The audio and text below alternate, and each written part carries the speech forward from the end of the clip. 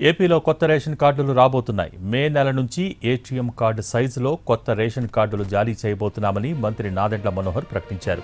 April 30వ తేదీతో ఈ KYC ప్రక్రియ పూర్తవుతుందని, ఆ వెంటనే కొత్త రేషన్ కార్డులు జారీ చేస్తామని అన్నారు. ప్రస్తుతం ఉన్న ఫ్యామిలీ రేషన్ కార్డునే సైజు తగ్గించి అన్ని వివరాలతో జారీ చేస్తామని చెప్పారు.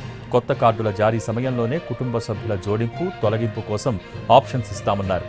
క్యూఆర్ కోడ్ లాంటి భద్రతా ఫీచర్స్తో కొత్త రేషన్ కార్డులు జారీ అవుతాయన్నారు. రైస్ కార్డ్స్గా మనం కొత్తగా తీసుకొచ్చి మనం చేయబోతున్నాం. గౌరవ ముఖ్యమంత్రి గారికి ఆల్రెడీ మా డిపార్ట్మెంట్ నుంచి మేము సిద్ధం చేసిన కార్డ్స్ చూపించాం. ఈ కొత్త కార్డ్స్ ఇవి ఈ విధంగా క్రెడిట్ కార్డ్ సైజులో ఉంటాయి. సేమ్ ఈ కార్డే ఉంటుంది. దీనికి మీకు క్యూఆర్ కోడ్ ఉంటుందండి, అది సేఫ్టీ ఫీచర్. సో ఈ కార్డు మనం కొత్తగా లాంచ్ చేయబోతున్నాం త్వరలోనే. ముఖ్యమంత్రి గారి సలహాలతోటి దానికి ఒక సిస్టమేటిక్ విధానంలో చేస్తాం. సో ఏప్రిల్ 30th వరకు మనకి కేంద్ర ప్రభుత్వం మనకి టైం ఇచ్చింది కాబట్టి జరుగుతుంది. 93% we have completed. 93% we have completed.